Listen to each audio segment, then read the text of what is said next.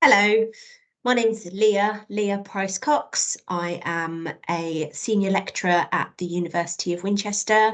I'm a qualified social worker. I have been a social worker for 17 years now. 13 of those were in frontline practice across various service user groups within adult social care.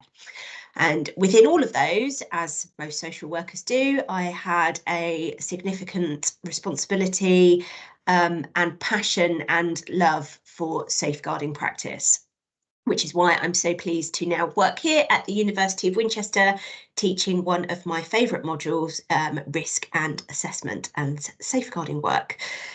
I teach this for the apprentices in their second year of the programme as a whole, so level 5, but I also teach it across our other programmes and I love it.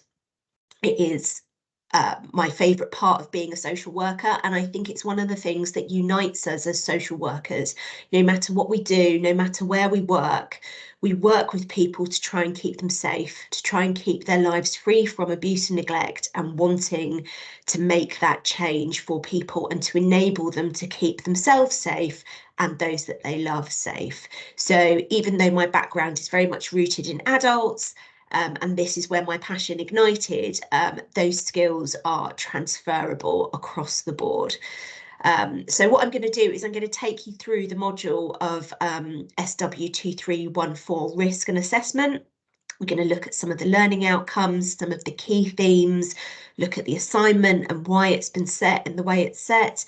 And hopefully that gives you a bit of an idea of some of the conversations that your employees will be having when they come to look at our apprenticeship. So if we start with the learning outcomes, there's 3 key learning outcomes that are simple yet effective, I would argue. So we're looking at them to demonstrate knowledge and a critical understanding of a range of models, frameworks and tools that are effective to risk assessment. So it's getting them to start looking at kind of the nuts and bolts behind the processes of what we do. And I'm going to talk about that a bit more as we move on. We're going to start to encourage them to analyse the nature and concept of risk and mitigation in assessments with service users. So really starting to get that complex and in-depth understanding about what risk actually means and how that changes in different contexts depending on who we're talking to, when we're talking to them, why we're talking to them. It's a word that we often use across social work practice, but do we actually understand what it means and the implications of the word and that language and the level of complexity involved in understanding risk? So we really look to pick that one apart. And I'm encouraging them to utilise best evidence to analyse contemporary debates on risk assessment. So that feeds into that second learning outcome of really understanding that risk is challenging and concepts of risk are constantly changing and developing, and that they need to be aware of that they can't learn what risk is as part of their social work degree and then that will do them for the next 20 years, that it's constantly changing and evolving, and they need to be aware of that change and evolution and why that's happening and how they can look to keep on top of that in order to ensure that their practice continues to meet the needs of real people that we're working with. So alongside the learning outcomes, we have the knowledge, skills and behaviours that we're looking to support our apprentices to demonstrate. Now, the knowledge, skills and behaviours that this particular module touches on are vast. It touches all of the behaviours as well as a significant list of knowledge and skills that is counterproductive for me to go through in a one-to-one basis. But what I thought would be useful for this particular presentation is me just pulling out the key bits that I think this module looks to do really well and possibly hammer home in a way that other modules might not be able to do as effectively just because of the way that the programme is structured. So I think for me, my key knowledge and skills that I'm looking to hammer home to them is that importance of rights, responsibility, freedom, autonomy and use of power. Power is everything when it comes to assessment and management of risk.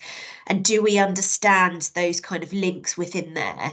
We've got the impact of injustice, which again links to power and looks to them taking a critical view of the legislation, policies, procedures and agendas that we're working within. I'm going to talk about this in a bit more detail as we go through, but understanding the context in which we're working in and how that impacts on their practice, and really starting to have an understanding of that. When we're looking at signs of harm, abuse and neglect, again, looking at the complexities of that and looking at how diverse this can be, again, depending on the context of the risk, the perception of the risk, who's involved, why they're involved, and how this can change and look different as we go through our lives and look to support people in different ways. We're looking at the impact of their values on their practice. We talk a lot about bias and how that impacts on our understanding of risk, how it approaches our assessment, all those kinds of things. Looking to respond appropriately to unexpected situations. And again, for me, that's really linked into bias and the complexity of risk. Are we just looking at risk in terms of how we understand it, or are we looking to discover the unexpected and the things that are not obvious when we're looking at referrals that are presented to us with cases that we've worked with for a long time? How do we make sure that we're always working with the most up-to-date understanding of risk and how we uphold our professional requirements around that? We're looking to work with people and communicate in a way that's engaging and respectful and motivating, which again links into the power that we have, the context in which we're working with. How is our language and our communication style important? The importance of professional curiosity. This is one of those phrases that we've used so much in social work practice that it just becomes meaningless. We've used it over and over and over again. It comes up in child safeguarding practice reviews, adult safeguarding reviews over and over again. But what does it actually mean? Why is it important? And what does it look like in practice? We know it's important. It's not about teaching them that it's important, but it's about understanding why we're still not getting it right so many years down the line after the Victoria Climbié inquiry highlighted that this is the cornerstone of good, effective social work practice. So in line with that, going through some of the key topics that we're going to cover. So each fortnight there'll be a different topic, one or two topics that we'll look to unpick as a group. But across the board, there are three things that I'm really looking to achieve. So we're looking to embed theoretical perspectives to processes. Apprentices know how to do an assessment. They know what an assessment is. They know what's expected from them. They know the process involved. So for me, it's not about teaching them the process, but it's about them understanding why we have the process.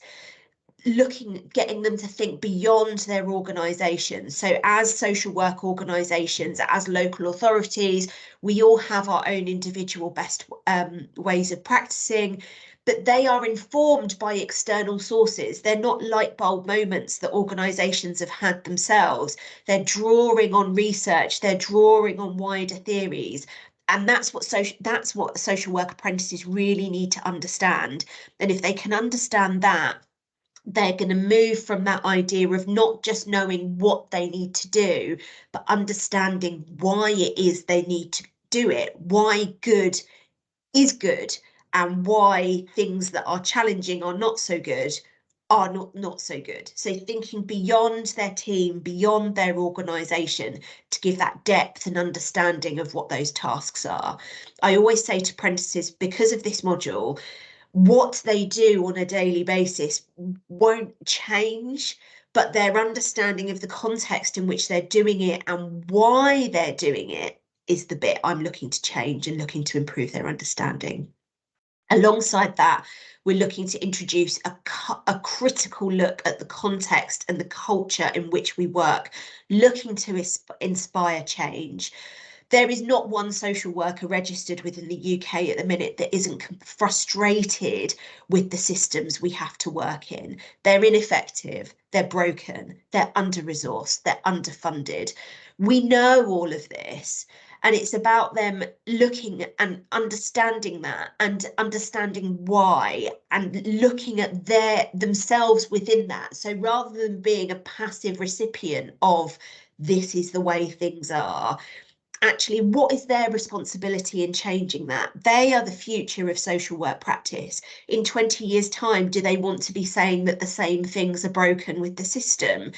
Yes, there are lots of things out of our control, but what is in their control and what can they do to make that change?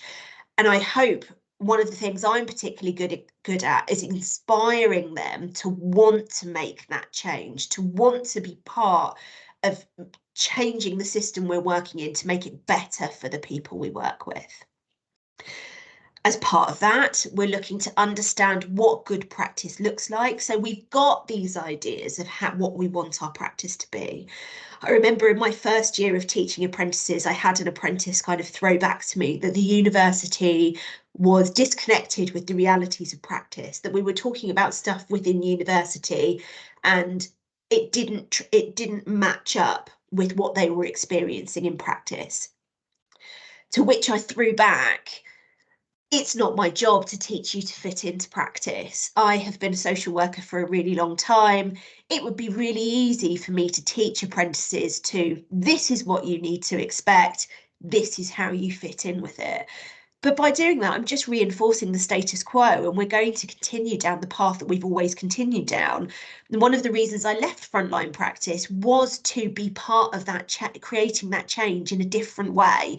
I felt like I'd done all I could do with colleagues who had been qualified for as long as I was or longer, or had been in the at the beginning stages of their career. For me, working in a university is about getting people at the very beginning of their social work journey, to get them to think about, okay, yes, this is where we want to be and this is where we are. How can we bring these worlds closer together rather than validating the disconnect? Because if we validate the disconnect, it's always going to be there. Why is it we can't achieve what we're saying is best practice? And again, what is their role in trying to overcome some of those barriers that are in place when it comes to us achieving best practice? So with all of that in mind, this brings them on to their assignment. And I really love this assignment. I love this assignment to the point that I've actually put it in as the assignment for all the other modules across all the other programmes. For me as a social worker, and particularly thinking of my last role before I joined the university as a safeguarding advisor, we have no shortage of practice reviews within social work. We have child safeguarding practice reviews. We have adult safeguarding reviews. We have no shortage of them. They get done and then they almost get put on a virtual shelf to collect dust. Whereas for me, the only way to honour the memory of the people that have died as a result of abuse or neglect, or to overcome some of the trauma that people have experienced where they haven't died, but they're continuing to live with the trauma of the abuse and neglect they experienced, we need to do more than simply do a review and then put it on a virtual bookshelf. Social workers have a responsibility to be aware of these reviews, what's in them, and try and be that change that the review is asking for. Too many reviews say the same thing over and over and over again. We're not looking to capture the voice of the person we're working with, the adult or the child. We're not looking to work with dads effectively when we're looking at children and families work. There's a lack of professional curiosity. There's a lack of understanding of the Mental Capacity Act. Our communication with multidisciplinary working is bad. We know this. Yes, it keeps coming up in reviews over and over and over again. That's got to change.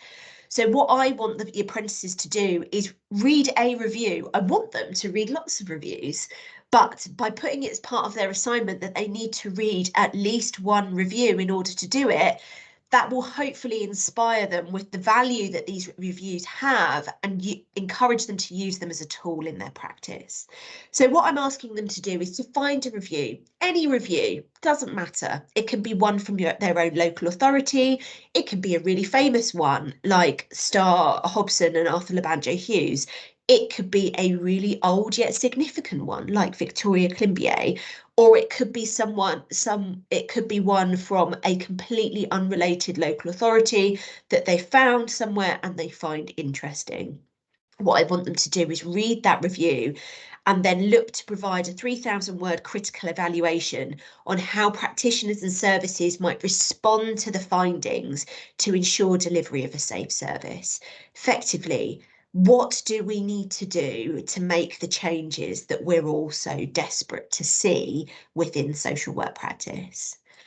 I hope that's been useful, and I hope that's given you a good insight into what I'm looking to support your apprentices in learning. If there's ever any questions or queries, I'm happy to be contacted directly or through Mike. But overall, I hope that's been a useful insight. Thanks very much.